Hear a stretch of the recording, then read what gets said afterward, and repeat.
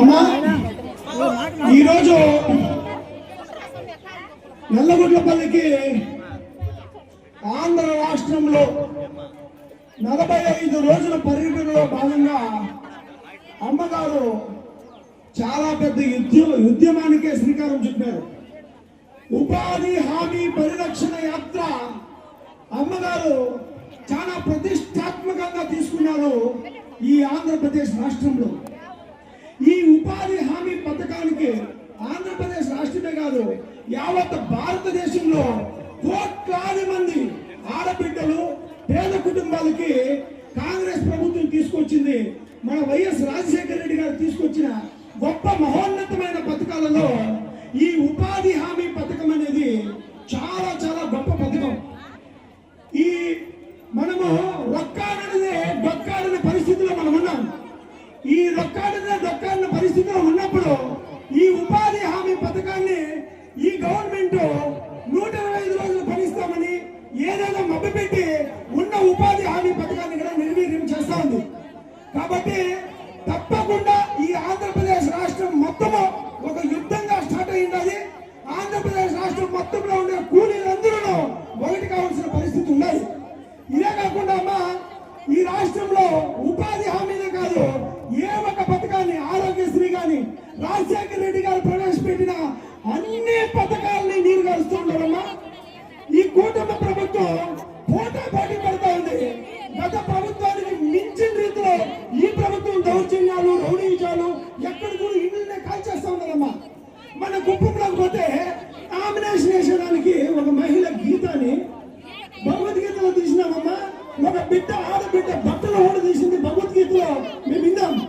నా కళ్ళెదురుగా కుప్పంలో ఒక ఆడబిడ్డని చుట్టు పట్టుకొని నా కారులో నుంచి లాక్కొని ఎక్కడికో లాక్కొని వెళ్తానమ్మా. ఎక్కడో చంద్రగిరిలో ఉండే మన మన చంద్రబాబు నాయుడు గారు కుప్పంగా పోటీ చేయొచ్చు, కానీ అక్కడే పుట్టిన ఒక మహిళ గీత ఆమె నామినేషన్ కూడా వేసుకునేదానికి లేకుండా నా ముందర జుట్టు పట్టుకొని లాగి మరీ కుట్టినారమ్మా. అంటే ఈ ప్రభుత్వానికి మించి ఆ ప్రభుత్వం, ఆ ప్రభుత్వానికి మించి ఈ ప్రభుత్వం రౌడీజం ఎక్కువైపోయింది. ఈ రోజు రాష్ట్రం మొత్తంలో అమ్మా శాంతి కావాలంటే సిరిమలమ్మ రావాలనే స్లోగన్ తీసుకున్నారమ్మా. అభివృద్ధి సంగతి దేవుడు, శాంతి రావాలంటే శాంతి కావాలంటే సిరిమలమ్మ రావాలి. ఈరోజు రాష్ట్రం రౌడీజం అయిపోయింది. వాళ్ళకి మించి వీళ్ళు, వీళ్ళకి మించి వాళ్ళు. తప్పకుండా ఉపాధి హామీనే కాదు, అన్ని పథకాలని నిర్విరామంగా మొత్తం ముంచేస్తున్నారమ్మా. దోపిడీ ఈ ప్రభుత్వం ముందు ప్రభుత్వానికంటే మించిపోయిందమ్మా. రౌడీజంలో మించిపోయింది, దోపిడీలో మించిపోయింది, మద్యంలో మించిపోయింది. ఈ ఉపాధి హామీ పథకమే కాదు, అన్ని పథకాలను నిర్వీర్యం చేస్తా ఉంది. సాక్షి 2 కోట్ల రూపాయలు నిండు చెరువులో వచ్చేస్తున్నారు. వాళ్ళు 2 కోట్ల రూపాయలు దోచుకున్నారమ్మా. ఇట్లా తప్పకుండా పాలన సంగతి దేవుడనుగు. మనకి శాంతి కావాలంటే రాష్ట్రంలో శర్మిలమ్మ రావాలి. ప్రతి ఒక్కరూ వచ్చేసి ఎదురు చూస్తున్నారమ్మా. శర్మిలమ్మ గారి నాయకత్వం,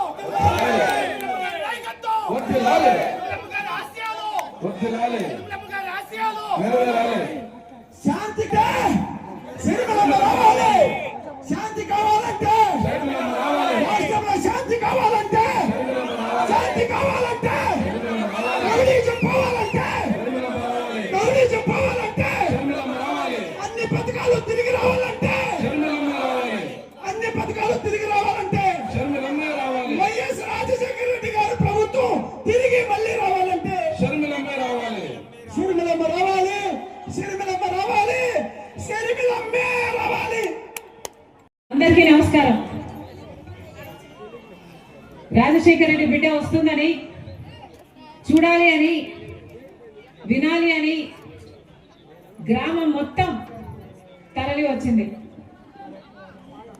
మీ పనులు మానుకొని నా కోసం మీరు సమయం చేసుకొని వచ్చారు.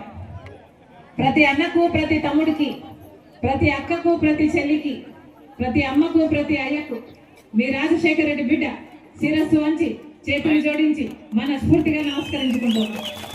గ్రామం కాదు నాయన, జిల్లా. 5 సంవత్సరాలు ముఖ్యమంత్రిగా ఉంటే ఎన్నో అద్భుతమైన పథకాలను అద్భుతంగా అమలు చేసి చూపారు రాజశేఖర రెడ్డి గారు. ఉచిత విద్యుత్తో మొదలు పెట్టాడు రాజశేఖర రెడ్డి గారు. ఆ తర్వాత రుణమాఫీ అయితేనేమి, ఆరోగ్యశ్రీ అయితేనేమి, ఫీజు రీయింబర్స్మెంట్ అయితేనేమి, లక్షల మంది పేదలకు ఇందిరమ్మ ఇల్లు ఇవ్వటం అయితేనేమి, అసైన్డ్ భూములు ఎంతో మందికి పేదలకు ఇవ్వడం అయితేనేమి, 108 అయితేనేమి, ఇలాంటి ఒకటి కాదు రెండు కాదు ఎన్నో అద్భుతమైన పథకాలను బ్రహ్మాండంగా అమలు చేసి చూపాడు రాజశేఖర రెడ్డి గారు. పావలా వడ్డీ రుణాలు, ఇంతమంది మహిళలు ఉన్నారు ఇక్కడ, ఇంకా గుర్తే ఉండుంటుంది మీకు. పావలా వడ్డీ రుణాలు ఇస్తే ఎంతో మంది మహిళలు అది తీసుకొని ఆ రోజుల్లో ఏదో చిన్న పని చేసుకొని వాళ్ళ కుటుంబాలకి ఆసరాగా నిలబడ్డారు ఎంతో మంది మహిళలు. ఎంతో గర్వకారణం రాజశేఖర రెడ్డి గారికి. మహిళలు వాళ్ళ కాళ్ళ మీద నిలబడుతున్నారు అంటే చాలా సంతోషించేవాడు. అలాంటి ఒక పథకమే కరువు పని ఉపాధి హామీ పథకం. మహాత్మా గాంధీ జాతీయ గ్రామీణ ఉపాధి హామీ పథకం, చాలా చోట్ల కరువు పని అంటారు. ఆ పథకం కూడా ఎంతో మంది ఆడవాళ్లకు సైతం భరోసాను కలిగించిన పథకం. కష్టార్జితం, కష్టం చేసుకుంటే పనికి వెళ్తే ఆ పనికి జీతం వస్తే, వేతనం వస్తే దాంతో వాళ్ళ కుటుంబాలు వాళ్ళ బిడ్డలు బ్రతికించుకున్న రోజులు. ఈ రోజు వరకు కూడా కరువు పని జరుగుతూనే ఉంది. కానీ ఆ రోజు జరిగిన కరువు పనికి ఈ రోజు జరుగుతున్న కరువు పనికి చాలా తేడా ఉంది. ఇందాక ఆ మహిళలు చెప్పినట్టుగా కరువు పనికి పేమెంట్లు సరిగ్గా ఇవ్వటం లేదు. ఇందాక తను చెప్పినట్టుగా కావాల్సినంత పని ఇవ్వటం లేదు. 100 రోజులు ఇవ్వాల్సి ఉంటే 100 రోజులు ఇవ్వటం లేదు. ఇంతకుముందు చెప్పినట్టుగా లంచాలు తీసుకుంటున్నారు. ఇంకొక రహీం భాయ్ చెప్పినట్టుగా పెద్ద పెద్ద స్కాములే చేస్తున్నారు. జేసీబీలు పెట్టి ఉపాధి హామీ అని చెప్పి ఆ డబ్బులతో దొంగతనం చేయటానికి ఇలా ఎన్నో అవకతవకలు జరుగుతున్నాయి. కానీ రాజశేఖర రెడ్డి గారు ముఖ్యమంత్రిగా ఉండగా కాంగ్రెస్ పార్టీ ప్రవేశపెట్టిన ఈ గొప్ప పథకం కాంగ్రెస్ పార్టీ అధికారంలో ఉన్నన్ని రోజులు బ్రహ్మాండంగా జరిగింది. ఆ రోజుల్లో అసలు ఆటో ఛార్జీలకు కూడా మజ్జిగ, మంచినీళ్లు, ఒక టెంట్ వేసి చిన్న బిడ్డలను చూసుకోవడానికి ఇవన్నీ కూడా ఏర్పాటు చేసేవాళ్ళు. మరి ఈ రోజు అవేవైనా ఉన్నాయా అంటే ఎక్కడ అడిగినా కూడా, ఏ ఊర్లో ఏ జిల్లాలో ఎక్కడ అడిగినా కూడా అవేవీ లేవమ్మా. మాకు పనికి జీతం ఇవ్వడమే, మా పనికి వేతనం ఇవ్వడమే కష్టమైపోయింది, అది కూడా 2 నెలలకో 3 నెలలకో పడుతుంది అని చెప్తున్నారు. ఇంత నిర్వీర్యం చేస్తున్నారే ఉపాధి హామీ పథకం. ఎందుకో తెలుసా? కారణం ఒకటే, కేంద్ర ప్రభుత్వాన్ని డబ్బులు ఇస్తుంది ఉపాధి హామీకి. కేంద్ర ప్రభుత్వానికి సంవత్సరానికి 86,000 కోట్ల రూపాయలు ఖర్చు అవుతుంది ఉపాధి హామీకి. ఎంతో కోట్ల మంది ప్రజలకు దేశంలో మొత్తము ఉపాధి హామీ డబ్బులు ఇవ్వడానికి. కానీ ఉపాధి హామీకి డబ్బులు ఇస్తే అది నేరుగా పేదవాళ్ళకు పోతుంది తప్పితే బీజేపీ నాయకులకి, బీజేపీ బినామీలకి, బీజేపీ కార్పొరేట్ కంపెనీలకు ఏది మిగలటం లేదు. ఆ డబ్బులు మిగిల్చుకోవడానికే ఇప్పుడు ఈ ఉపాధి హామీ పథకాన్ని మొత్తానికే నీరు గార్చాలి, వీలైతే ఎత్తేసేయాలి అని చూస్తుంది బీజేపీ ప్రభుత్వం. మహాత్మా గాంధీ పేరు పెట్టుకున్న ఈ ఉపాధి హామీ పథకానికి బీజేపీ పార్టీ ఆల్టర్నేటివ్ గా ఇంకొక పథకం తీసుకొస్తుంది, బీబీ గ్రామ్ అని. ఎలాగైతే మహాత్మా గాంధీని ఆర్ఎస్ఎస్ సభ్యుడు గాడ్సే చంపేశాడో అలాగే మహాత్మా గాంధీ పేరు పెట్టుకున్న ఈ ఉపాధి హామీ పథకాన్ని కూడా బీజేపీ నాయకుడు మోడీ చంపేస్తున్నాడు. గాడ్సేకి మోడీకి ఇద్దరికి పెద్ద తేడా లేదు. ఎందుకంటే ఇద్దరు మహాత్మా గాంధీ ఆశయాలను చంపేస్తున్న వాళ్ళే. అసలు కాంగ్రెస్ పార్టీ తెచ్చిన ఉపాధి హామీ పథకానికి ఎంతో మందికి భరోసా కలిగించింది. ఎందుకంటే అదొక హక్కు. ఏ గ్రామంలోనైనా ఎవరైనా అడిగిన 15 రోజుల్లో గ్రామ పెద్దలు పని కల్పించాలి. అలా 100 రోజులు పని కల్పించాలి. సంవత్సరంలో పని చేసినందుకు 15 రోజుల్లో బిల్లులు చెల్లించాలి. ఇది చట్టం చెప్తుంది. కానీ ఇప్పుడు బీజేపీ తెచ్చే కొత్త చట్టంలో, బీజేపీ ఉపాధి హామీలో అసలు ఇంకా ఇవేవి హక్కుగా అడిగేదానికి అవకాశమే లేదు. ఎందుకంటే వాళ్ళు చెప్తారట ఎక్కడ ఏ పని చేయాలి అని, వాళ్ళు నోటిఫై చేస్తారట ఏ గ్రామంలో ఏ జిల్లాలో పని జరగాలి, ఎక్కడ పని జరగకూడదు, ఎప్పుడు జరగాలి, ఎప్పుడు ఆగిపోవాలి అని కేంద్ర ప్రభుత్వం చెప్తుందట. ఇది ఎక్కడి న్యాయం అని అడుగుతున్నా.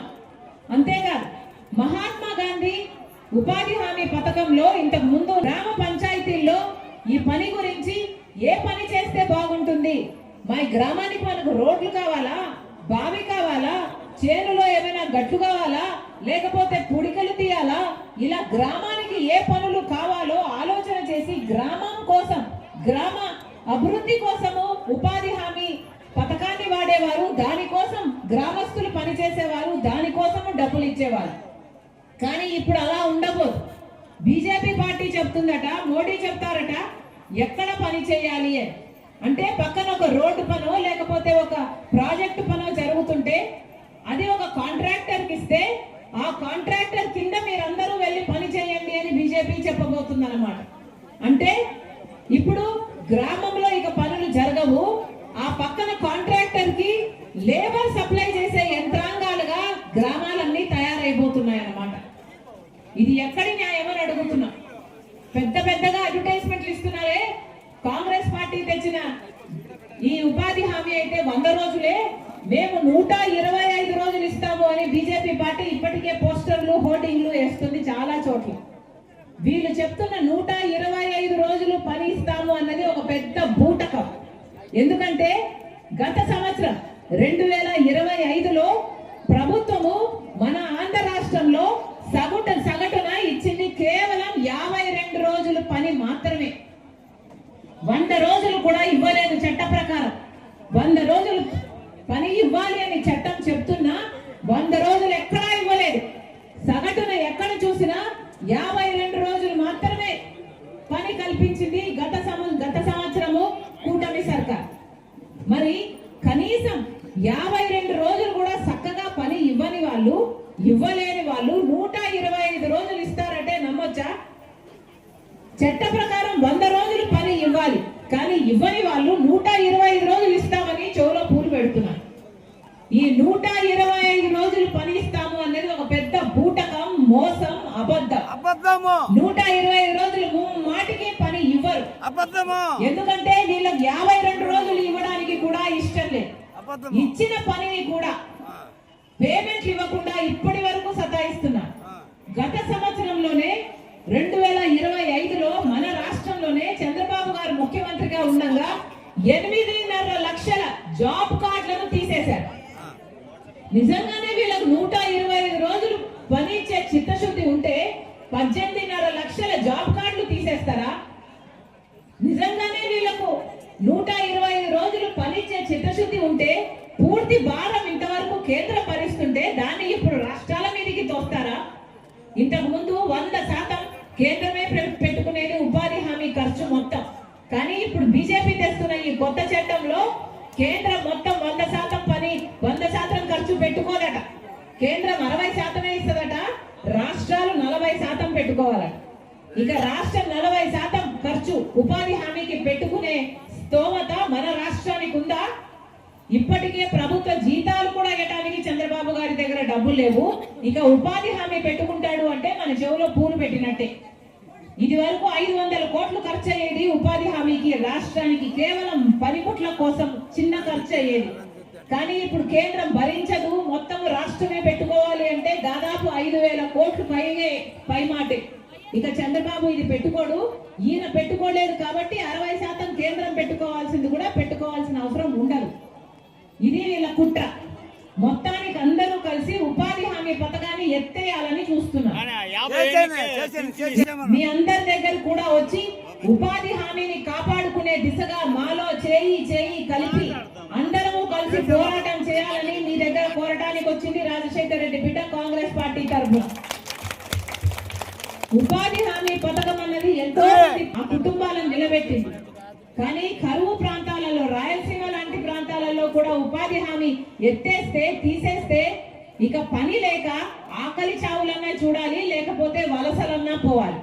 ఇప్పటికే డిగ్రీలు పీజీలు చదువుకున్న బిడ్డలు ఎంతో మందికి ఉద్యోగాలు రాక అల్లాడిపోతున్నారు. ఇక ఉన్న పని ఉపాధి హామీ పని కూడా పోతే ఇక ఆ కుటుంబాలన్నీ ఏం కావాలి? అందుకే హామీని తీసేయటానికి వీల్లేదు. మహాత్మా గాంధీ జాతీయ గ్రామీణ ఉపాధి హామీ పథకాన్ని యథావిధిగా నడిపించాలి.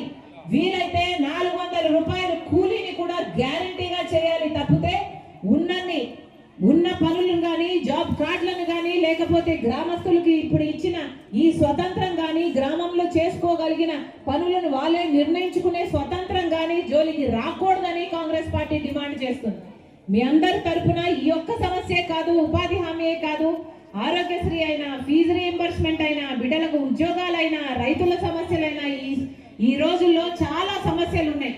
వీటన్నిటి మీద కాంగ్రెస్ పార్టీ మీతో కలిసి పోరాటం చేయడానికి సిద్ధంగా ఉందని మరొకసారి చెప్తూ ఇంతమంది చేరి వచ్చినందుకు మరొకసారి ప్రతి అన్నకు, ప్రతి తమ్ముడికి, ప్రతి అక్కకు, ప్రతి చెల్లికి రాజశేఖర రెడ్డి బిడ్డ శిరస్సు వంచి చేతులు జోడించి పూర్తిగా కృతజ్ఞతలు.